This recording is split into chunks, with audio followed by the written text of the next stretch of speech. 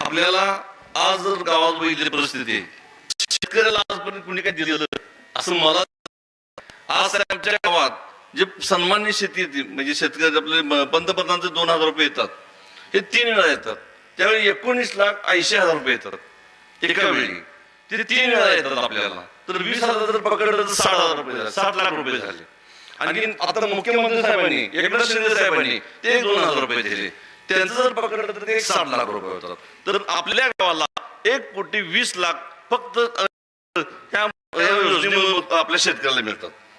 आज बऱ्याच ठिकाणी आता मी टीव्ही बघतो, मला काही जास्त बोलायचं नाही, तर ते एक जी सूचना आहे ती माझ्या महिलांच्या बाबतीत सन्मान्य लेक लाडकी म्हणतो आपण, त्यांच्यासाठी महत्वाची राहील.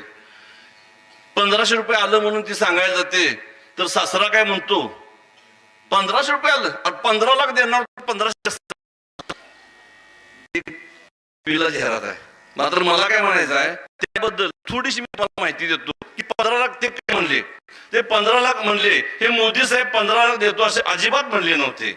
ह्या आमच्या जे आता 70 वर्ष आमच्या इथे जे कारभार केला काँग्रेस सरकारनं आणि जे सत्ता या लोकांनी जे खुर्च्यांनी बसले ते मंत्री लोक झालते, त्यांनी जे पैसा गोळा केला आणि तो स्विस बँकेमध्ये ठेवला आणि तो स्विस बँकेतला जर पैसा जर आपण पाठीमागे आणू शकलो तर तो जो पैसे आणलेला असेल तर ते पर हेड आपल्या माणसांना 15-15 लाख रुपये मिळतील अशा पद्धतीचं नाही.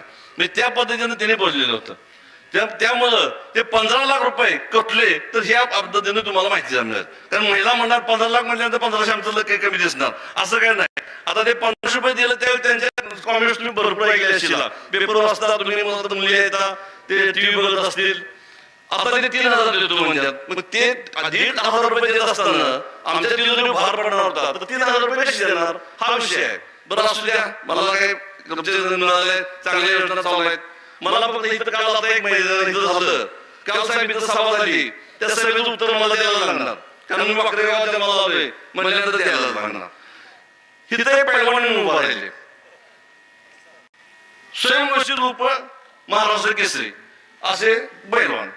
त्यांनी तुम्हाला नुरा समजलं, लबाड म्हणले, मान्य आम्हाला नुरा कुस्ती म्हणून समजलं.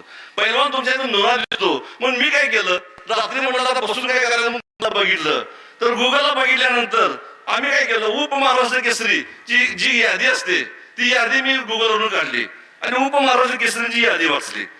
23 नंबरला आमचं शंकर पैलवान साहेब सन्मान्य आमच्या गावचे एकच उपमहाराष्ट्र केसरी आहेत आणि स्वयंघोषित फिरणार दुसरा आहे तो इथं बोलता. शंकर तोडकर 1984 झाले, रामामाने 85 झाले, दिलीप पवार झाले, बाळा रुपये झाले, त्यानंतर 2000 पर्यंत राहू कालभर झाले, दत्तराय गायकवाड झाले, त्याच्यानंतर 40 नंबर आले, 2001 आला, त्यानंतर दत्ता गायकवाड आले, आबास झाले, आले, अतुल पाटील आले, तर यादी 56 नंबर आली आणि 2017 ची यादी आली. 2017 यादीमध्ये त्यांचं नाव दिसत नाही. मग असले स्वयंघोषित पैलवान इथं बसून सांगतात नुरा पैलवान. अरे स्वतः नुरा पैलवान तू आणि तू आम्हाला सांगता काय?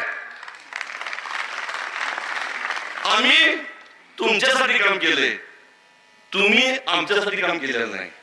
कुकूरचं पोलीस स्टेशन 1 नंबर, करवीचं पोलीस स्टेशन 2 नंबर, हे अनिल पाटलांना साक्षी देऊन तुम्हाला बाहेर काढले. आणि तिसरी गोष्ट, हे अनिल पाटलांना पॅनल लावले तर तुम्हाला माझ्या हाताखाली काम करून मी वस्ताद होऊन तुम्हाला पहिला मी तुम्हाला सरपंचीचा हवा केला. तर अशा पद्धतीने करत लबाड हा शब्द. आणखी दुसरी गोष्ट, आपल्या याला नुरा ह्या गोष्टी बोलू नका. काय तुम्ही काय सांगा, तुम्ही काय करणार, आम्ही काय केलं, आमच्या नेते साहेबांनी एखादं काम केलं आणि त्या कामामध्ये घोट दिसली तर अवश्य सांगा. 1 लाखाचं काम अवश्य बोलावं. मला म्हणायचं आहे बोललंच पाहिजे. सन्मान्य आता वाकड्यात रस्ते बिघड आहे, पाण्याचं काम चालल्या, ही कामं करून देतो म्हणून ते चालतंय. आता विकास कामं बोला, ह्या प्रत्यक्ष वैयक्तिक जात पातळीवर बोलू नका आणि त्या पद्धतीने खाली पातळी खाली सोडून बोलू नका, एवढीच माझी अपेक्षा.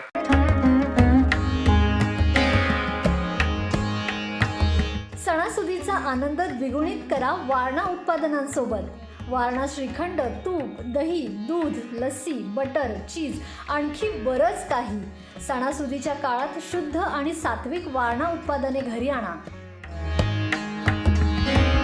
वारणा, आनंद अस्सल चवीचा.